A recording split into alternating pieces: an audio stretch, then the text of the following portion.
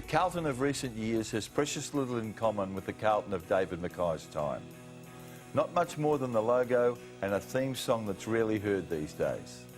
The modern day Blues have won more wooden spoons than finals this century.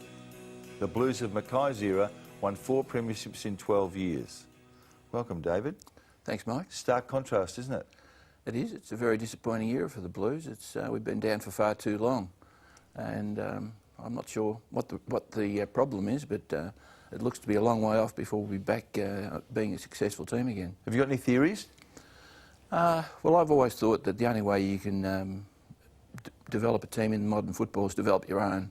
If you try and buy players from other clubs, all you do is really go backwards, and that's happened to Carlton for far too long. Does it hurt? I mean, when you watch a Carlton perform so dismally, does it hurt, or do you just sort of say, well, that's them, this is now and that was then? No, it really hurts because, you know, it's a proud club, and to see a team that's not competitive, unfortunately, against the Kangaroos, they were very disappointing. Let's go back to your time with the Blues, but before we do that, I want to know the difference between McKay, which you are, and McKay, which Andrew McKay was. Well, McKay is the proper Scotch pronunciation from the Gaelic M-A-C-A-O-I-D-H, Muck being son of, and I.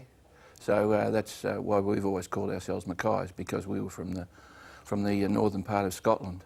So, Andrew, what's his explanation? Well, I think that's a Northern Ireland version of the same name, but it's still the same name, but they've always pronounced themselves McKay. As I said earlier, if you're riding on a check, I don't really worry. That's better. Sign of your humour. You were a premiership player at 20 under Ron Barassi in 1970. What are the memories like? Are they vivid or not, or just they blend into the past? I'm not sure whether my memories are from the day or from watching replays on television, but I certainly clearly remember running out onto the ground and the enormous roar when we went through went down the race, and to play in front of that record crowd, which I think it's a record crowd in VFL finals at the 121,000. Yeah, only a bigger crowd at the MCG. What was that? Billy Graham. Billy Graham. Well done. So you played at in the second semi-final. You played in front of 113,000. I mean, they're massive assemblies of people, aren't they? They are. It really, well, there was a lot of standing room in those days, so I think modern supporters wouldn't put up with those sort of facilities. But it was just a wonderful occasion, and I was just so fortunate to play in that game, or to play in the grand final in my first really full season, and to win and to play reasonably well on the day. Reasonably well. Do you think you would have, had there been a Norm Smith at that time, do you think you would have won it? Well, Brent Croswell was pretty much acknowledged as the best player on the ground that day, and it wasn't until they did some sort of a review in the recent years by people watching the replay, judged me as the better player on the ground. But look, you can't make those sort of judgments yourself. All you know is that you played reasonably well. I played on Len Thompson, and I was. You were centre half back. I was centre half back on Tomo. Was centre half forward, and I was helped by the fact that someone had rubbed Tomo's leg during the week and put some nasty liniment on it, and he had massive boils all down the one side of his thigh. And I was very reluctant to get too close to him. It didn't look too good. So you flew over the top of him? Well, not really, but he still played reasonably well, but that certainly didn't help his day. What are your memories of half-time? The Blues are 44 points down, and I suspect in most people's minds we're gone here. No, I don't know. Do you remember what your thoughts were? Well, I thought we were in deep trouble because we were playing basically a stop-start game, and Barassi talked to us about it. We've got to try and get more run into our game, and handball was obviously one of the key things, the messages he got across. But he finished his address at half-time saying, boys, win, lose or draw, I'm proud of you. Really? And that was a real challenge, because that was so un-Barassi-like.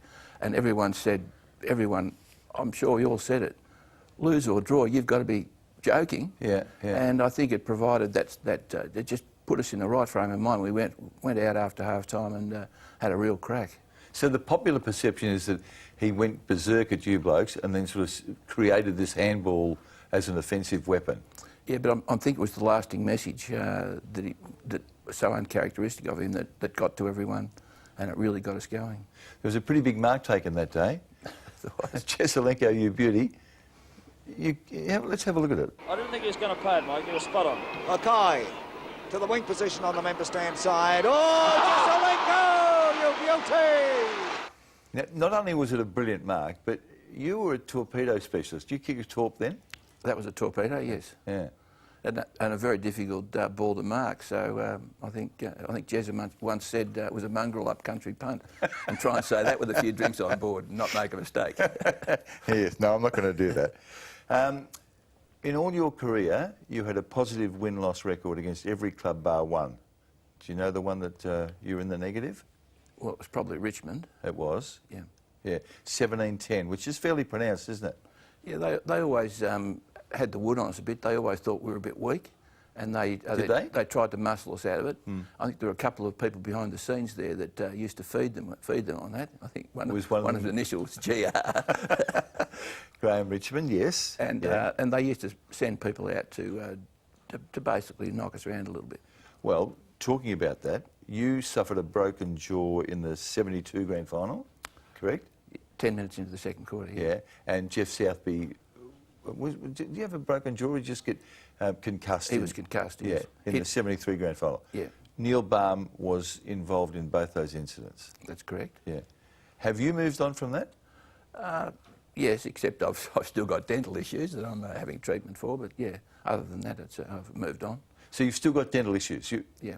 So but I must say, the AFL Players Association, of which I was part of in its original formation, are fantastic the way they do support older players like myself. And you know, if there's a gap in the payments that you've got to have any sort of medical procedure that's related to your football career, they will make up the difference, and that's really fantastic. So your break was where? Between my front teeth and to the side. Wow. And did you lose any teeth? Not at the time, but it took a while for my jaw to heal. Were you a long time accepting or coming to terms with Barmy as a colleague on the ABC radio? I thought it might be difficult initially, but you know, we had a chat and we got on pretty well. So you know, those things, I don't condone that sort of behaviour in football. I think you know, it's a game where the ball is paramount, and to hit people behind the play is a pretty insidious sort of thing to happen. Unfortunately, these days with cameras, it doesn't really happen much anymore. But you know, it was pretty tough and rough at the early part of the late 60s, early 70s, and that sort of thing was not rife, but it did happen. Was it scary? I don't mean that you would be scared or Jeff Southby would, but was it scary knowing that Richmond were intent on, to use your words, roughing you up? It probably, yeah. No, it was.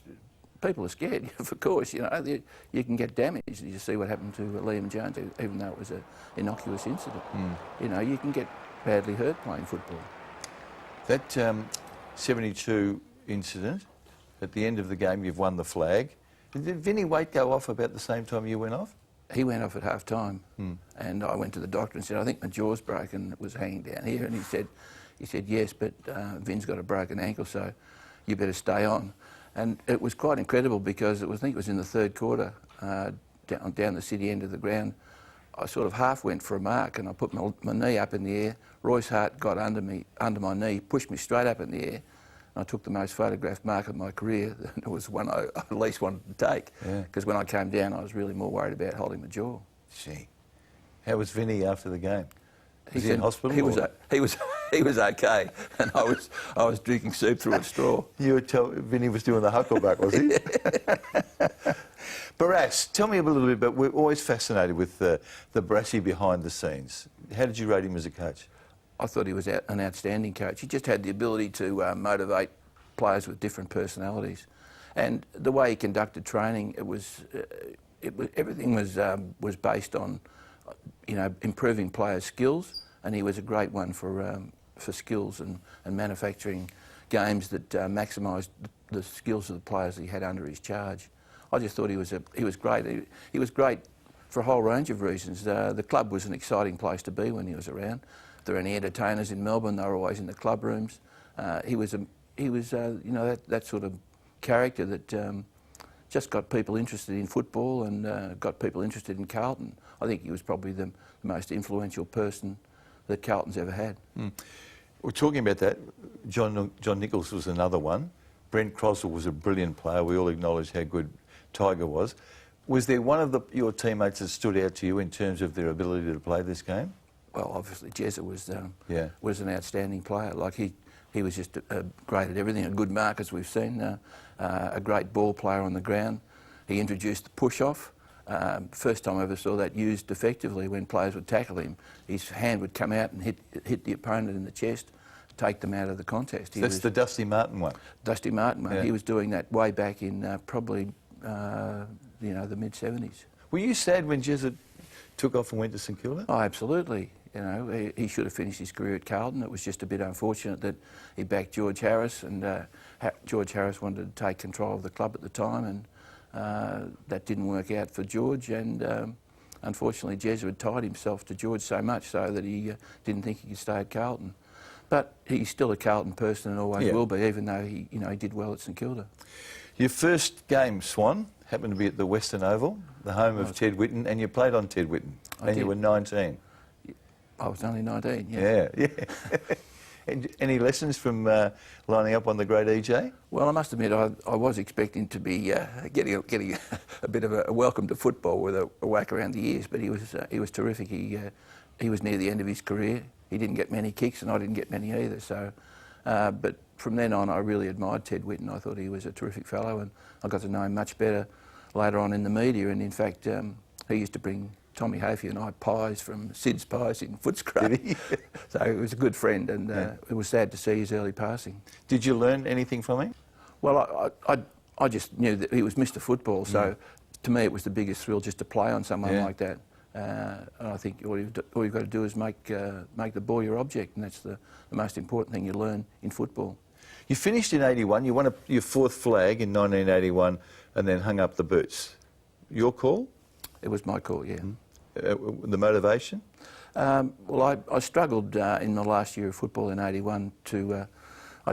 I used to think that I was in a position where I could take marks and everything was right, but people were taking marks over me because I'd lost the spring that I had. My ankles were just about finished, and it really worried me before games. I couldn't sleep before games.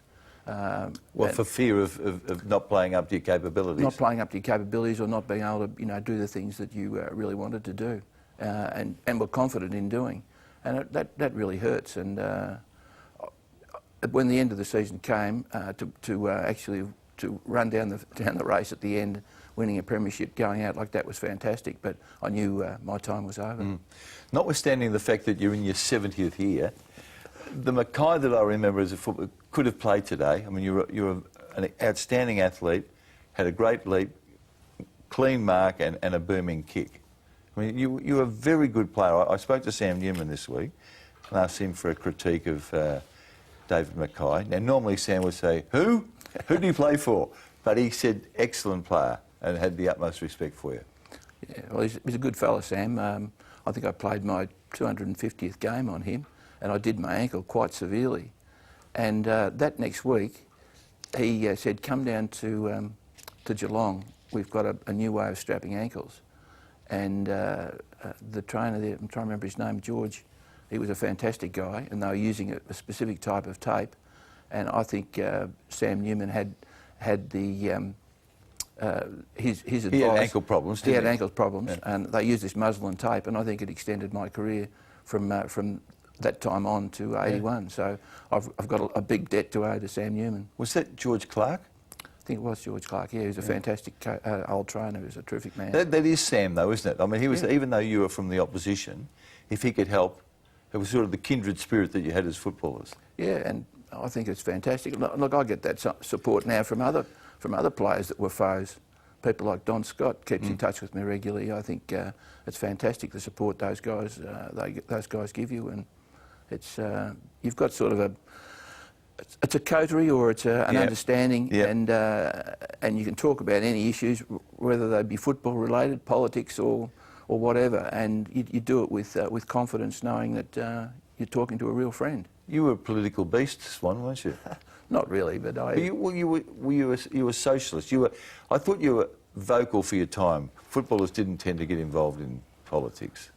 Well, I was interested in a fair go, I think, and a fair go for footballers, and that's why I was involved initially with the Victorian VFLPA, now the AFLPA, and with players like Jeff Pryor and Des Maher and Ray Gareth Smith. Andrews. Gareth was later, but Yeah. initially it was pretty much Jeff Pryor and Des Maher and Ray Smith. And Jeff and I were probably the more radical, but we were fortunate we had blokes like Des Maher who kept us pretty much on track. But there were some interesting times because you know, there were no standard player contracts, there were no medical benefits, we didn't have parking, we didn't have creches for kids. There were a whole lot of issues that that we were worried about, and obviously superannuation was one of those. But it was making sure that all players got a reasonable amount of money. Contracts were negotiated individually, but actually deals were negotiated individually, but there were no contracts. So, you know, we just wanted to have a fair go for all players. So do you remember back, say, to 1981, your last year, who you did your contract negotiations with and what they ended up being? Well, I remember it wasn't with Jack Rout, but I did speak to Jack about a contract once, and he said, "Macca, remember, the contract will be just as hard on you as it is on us." And I said, "I'm happy with a handshake, Jack." So I never had a contract for my whole career. So you didn't? Okay. No. Do you remember your last annual pay? Yes. Which was? 16,000 for, and I played 16 games. 16,000. So was it at a rate of 1,000 a game, or was that the flat fee? I think it was a rate of 1,000 a game. Yeah, in 1981. Which is more than I got for most of the rest of my career. Was it? So you thought that was fair then? It was fair, for sure. Yeah. What do you think when you read these days of so many players, certainly in the range of 800 to 1 million, and probably a dozen or so that are 1 million plus? Well, I think good luck to them. You know, it's a different game now to what when we played. Obviously, the exposure they get through television and sponsorship and all those sort of things that are a much bigger fish than they were in my day. Do you like the modern game? I don't like some of the new rules. I don't like the fact that people can push players out and take a mark and it be paid to the bloke that pushes out. I think that's a ridiculous rule. Wasn't that in play though before that brief rule of hands on the back? Well, I think hands on the back should still be there. Even if you don't push someone? You shouldn't be able to use your hands to hold out an opponent, in my view. You can use your body, but not your hands. So you were a flyer, weren't you? You weren't a body player as such, were you? Not really, no. Oh. John Nichols used to create the space and I used to jump into it.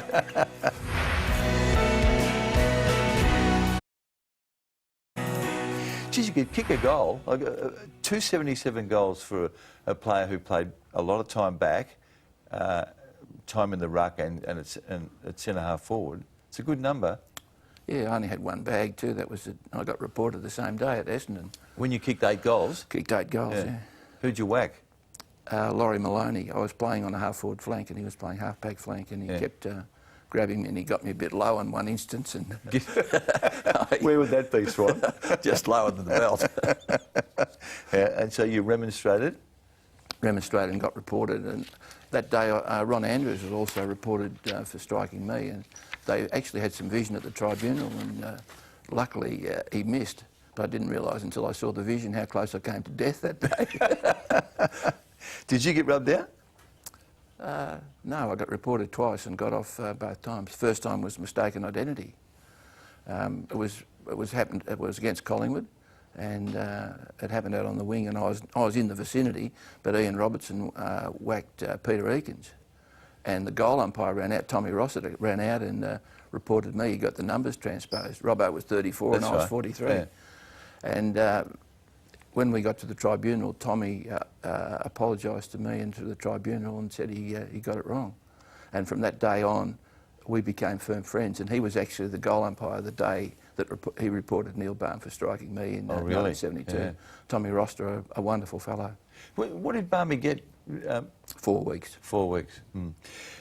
Swan, did you rail against the corporate image at Carlton?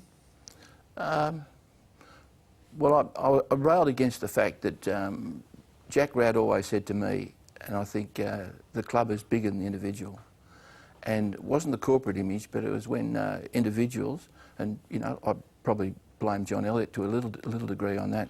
I think at times he got a bit bigger than he thought he was bigger than the club, and that was away from my football beliefs, because the club was always paramount. It was the most important thing.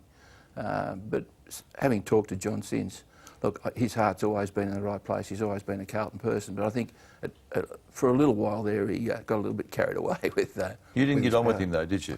Not then, but I do now. I just spoke to him at a Life Members function a couple of weeks ago. Okay. Did he accept your argument? Was he open to that? Probably not, but he had his views. He's a very strong character, and look, he did a great job for the club for the time he was there. Okay. A couple of things. I want to ask you about the nickname Swan. Now, most people think it was because you were so graceful in the air and on the ground. My understanding is it came from Ricky McLean, who said one night at training, you look like a chook with a broomstick up its clacker. I think we'll call you Swan. Unfortunately, that's true. I'd like to be remembered more as a graceful high flyer, but the truth is there. Ricky McLean, he had a bit of a strange wit at times. I bet you're glad you played with him. The silliest thing Carlton ever did was clearing him to Richmond. Really? Oh, it was crazy, because he'd played pretty well in the pre-season. I think he kicked about 6 goals in a practice match, and why they let him go was just beyond my belief, because he was a pretty good player and he was a booming torpedo kick for goal. And a tough guy, and he would have been handy for us. I think a lot of players ran taller when they were in the vicinity of Ricky McLean, didn't they? I'm sure they did. He had the ability to grab you in a headlock and run you into the post, head first. Luckily, they were padded. Who were you playing with, Carlton, or when he was at Carlton or Richmond? When he was at Richmond. Oh yeah. What about when Barham and McLean played in the same line? Yes. Geez, they would have unnerved a few people. They did. Yeah. You? All players in their vicinity. Now, you went under the Carlton board early 2000s? Yeah. It was just after John left, wasn't it? John Elliott left? It was. Was that deliberate?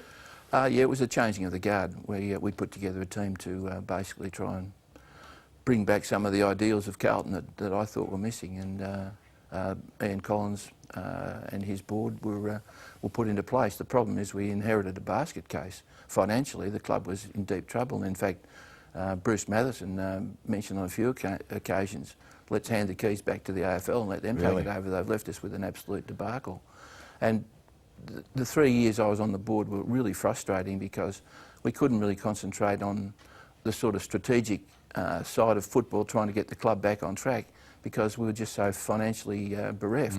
And all of our board meetings were pretty much about how to generate funds and save funds. That was really frustrating. Was it that serious? It was absolutely serious. We were close to being insolvent. In fact, we would have been insolvent had not the AFL given us a letter of comfort, saying that they'd meet our debts if we couldn't. Isn't it amazing how strong the Blues were in the 70s and 80s? Yeah. And yet, 10 and 15 years later, look, you're on the brink. A few bad decisions about developments at the ground that just didn't work out, and the fact that games were taken away from the ground. All of those things had a massive impact on the club. I think the original plans were for the club to keep playing games at Carlton for as long as they could. In fact, playing there forever. But that wasn't in the AFL plans, and that really put Carlton under the hammer. Do you think grounds like Princes Park and the form they were in when you were playing, could they still exist? Could we play home games at Princes Park and Western Oval and Victoria Park against the non-Victorian teams? It's possible. I know that Bill Kelty was always very keen when he was on the commission to have Carlton as a boutique ground, and particularly there was an old rail spur that ran at the back of the ground that would allow a train line to be perhaps put in place.